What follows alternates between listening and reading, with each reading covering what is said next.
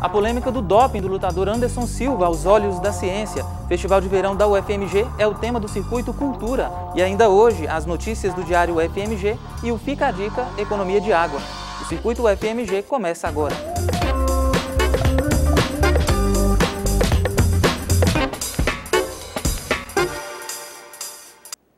Boa noite. O lutador de MMA, Anderson Silva, venceu a primeira disputa no UFC após seu acidente em 2013. Mas a vitória está sendo questionada, pois o atleta teria sido pego usando substâncias proibidas no exame antidoping. Beatriz Vale foi entender como a Escola de Educação Física, Fisioterapia e Terapia Ocupacional da UFMG lida com o doping. O doping é o uso de substâncias e métodos que podem afetar o desempenho dos atletas em competições que são proibidos pela Agência Mundial Antidoping. E quem vai falar para a gente sobre esse tema é o professor Fernando Vitor Lima, aqui da Escola de Educação Física e Terapia Ocupacional da UFMG. Professor, explica para a gente por que essas substâncias e esses métodos são prejudiciais aos atletas e às competições. Bom, da década de 60 para cá, os organismos internacionais do esporte começaram a identificar procedimentos e substâncias que os atletas utilizavam que representavam um aumento artificial do desempenho esportivo, ou seja, aquele aumento não relacionado ao treinamento, e que ao mesmo tempo eram considerados como umas substâncias ou métodos que aumentavam o risco de prejuízo à saúde dos atletas. Então, a partir disso daí, eles começaram a elaborar as listas e os sistemas para poder detectar o uso dessas substâncias nos atletas. Então, o uso dessas substâncias e desses métodos é considerado uma forma ilegal e uma forma desleal de competição. Professor, aqui no Brasil a gente já teve casos de doping na natação, no atletismo e agora no MMA. Por que mesmo sabendo que é proibido, esses atletas recorrem a esse tipo de substância, procedimentos e métodos? Bom, essa é uma pergunta bastante complexa, mas de uma forma assim, bem sucinta. Muitas vezes o atleta ele percebe que ele está sujeito a uma tentação muito grande de usar e melhorar o seu desempenho, alcançar um rendimento que ele não conseguiria antes de usar a substância. E ele corre o risco de ser pego. Às vezes, eles são mal influenciados por pessoas, por exemplo, treinadores, médicos, preparadores físicos, que prometem que eles não serão pegos, que conhecem uma maneira de burlar o exame antidoping. Ou, às vezes, mesmo sem saber, eles podem estar usando substâncias que são fornecidas para eles como se não fossem proibidas, mas estão contaminadas com substâncias proibidas. Por exemplo, às vezes, suplementos nutricionais podem vir contaminados com anabolizantes, mas isso não tira a responsabilidade do atleta. Professor, para a gente finalizar, como que os alunos aqui da Escola de Educação Física estão sendo preparados para lidar com esse tipo de situação? Bom, o máximo que nós conseguimos alcançar aqui, em algumas disciplinas do curso, conversar com os alunos sobre os problemas associados ao uso de substâncias proibidas, tanto problemas introdutoriamente médicos, quanto problemas sociológicos, de uma maneira introdutória, para que eles possam se posicionar de maneira correta perante aos seus alunos que sejam susceptíveis ao uso destas substâncias. Professor, muito obrigada pelas informações. Beatriz Vale para o Circuito UFMG. Água. A economia do recurso está em pauta e para lidar com o problema, o Fica a Dica mostra como o básico pode representar uma grande economia.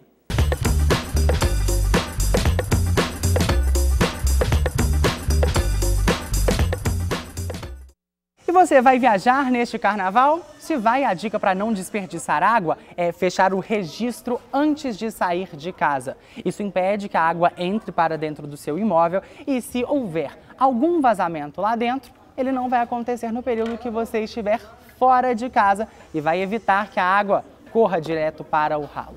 Mas é necessário incluir na sua rotina a verificação dos vazamentos sempre, para evitá-los. Então, é necessário ficar atento a paredes molhadas, mofadas, piso fofo.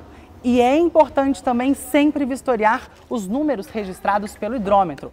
Ele pode indicar a você que alguma coisa acontece de errado com a água que entra para dentro da sua casa.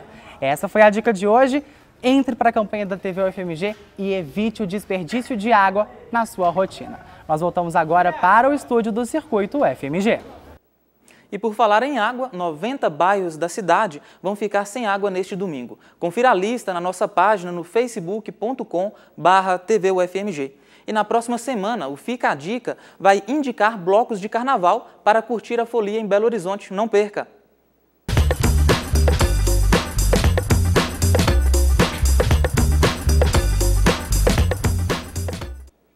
E o Diário UFMG chega ao circuito de hoje para trazer as últimas notícias da universidade. Boa noite, Milene.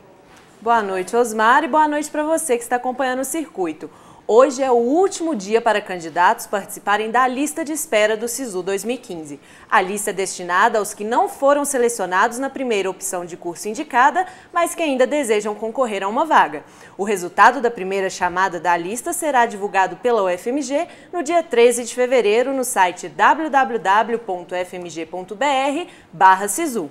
E na próxima terça-feira, a UFMG vai receber 2 pesquisadores da USP. Eles irão debater as pesquisas e a prática clínica relacionadas à ansiedade e ao transtorno do pânico.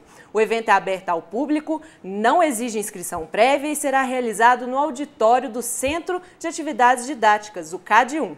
Mais informações no site da UFMG.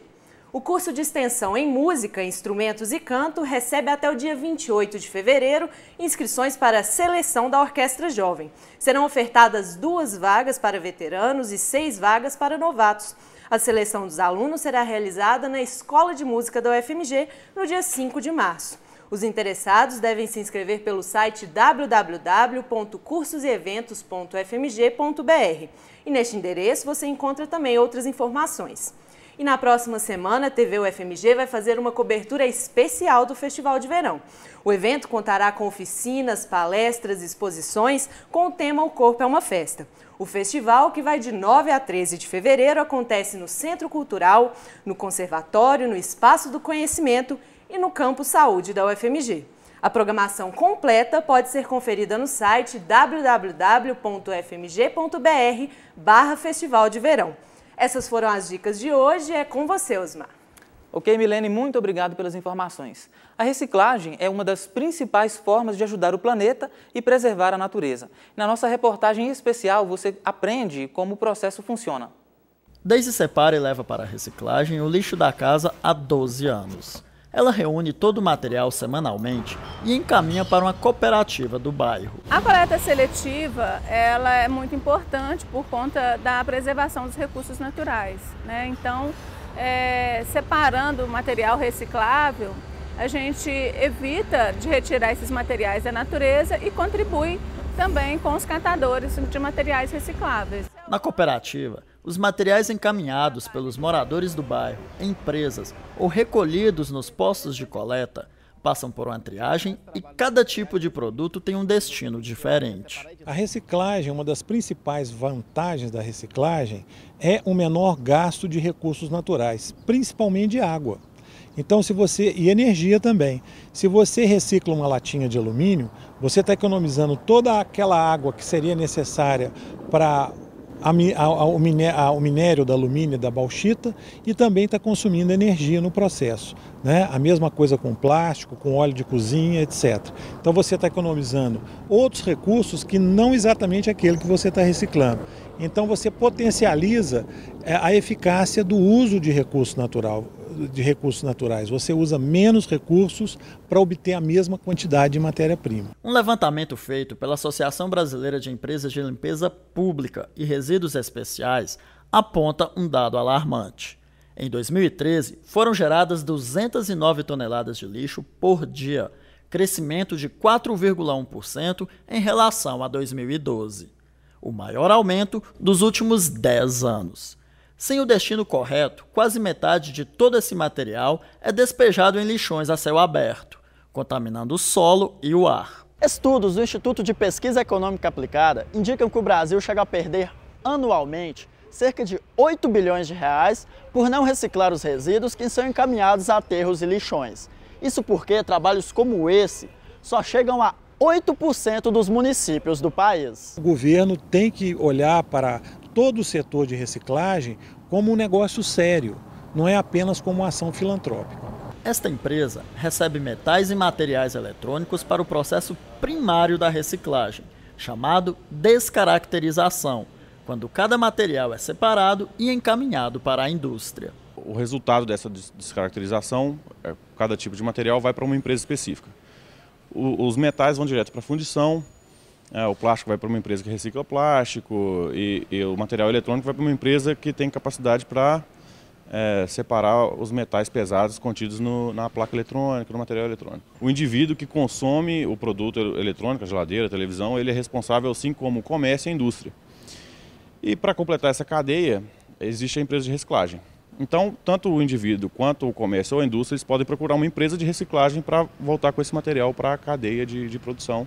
A BH Recicla representa esse papel na cadeia de produção, que é o de captar o material.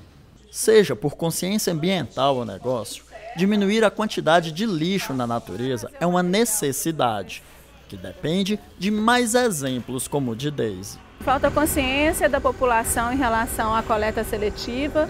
A gente vê que as pessoas ainda não adotaram como a questão da água e da energia, de conservação. E o Festival de Verão da UFMG começa na próxima segunda-feira e o Circuito Cultura de hoje vai revelar o que o público vai poder conferir na atração.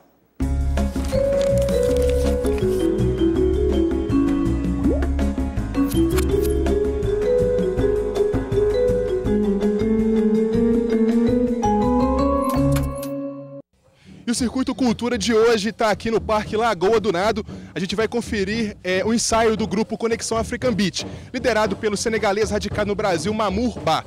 Eles vão se apresentar no 9º Festival de Verão da UFMG, no Centro Cultural, lá no centro, na Avenida Santos Dumont. E a gente confere agora como estão sendo os preparativos para o evento. Vamos lá?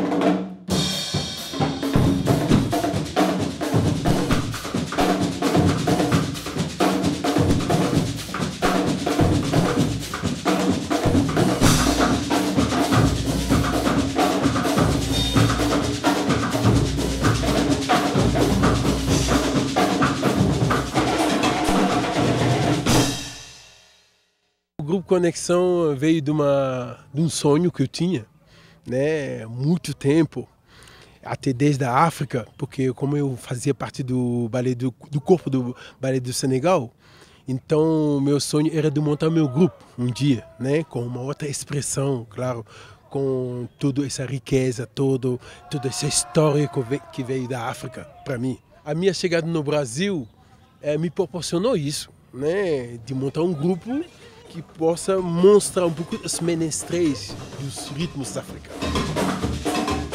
Eu entrei no grupo em 2004, tinha 24 anos, hoje tenho 34, ou seja, estou com o pessoal há 10 anos, 10 anos de estudo dentro da escola tipicamente africana. A princípio, para mim, foi realmente fazer o resgate dessa cultura que também é nossa, brasileira, historicamente nós temos ela, mas dentro do processo da escola tipicamente africana.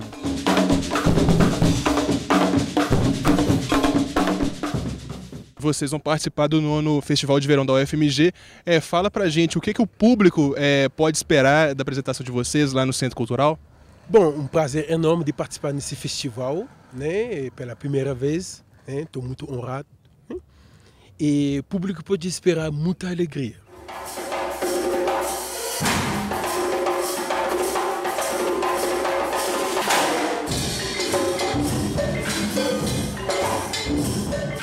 A vida é um ritmo, O nosso corpo é um instrumento, dado por Deus, digamos assim.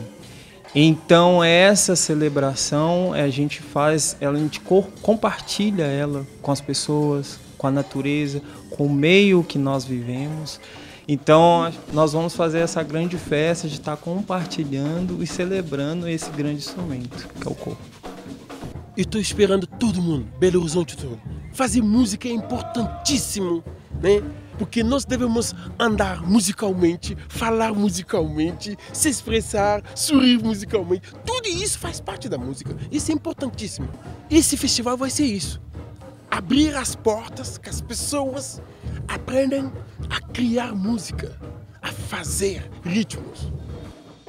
Lembrando que a participação do grupo no evento ocorre no dia 11 de fevereiro, às 19h30, no Centro Cultural da UFMG, localizado na Avenida Santos Dumont.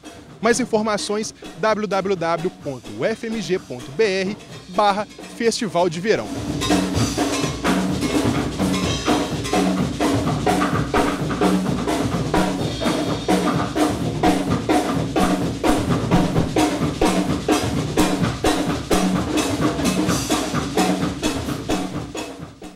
O Circuito UFMG termina agora. Uma boa noite e um excelente final de semana.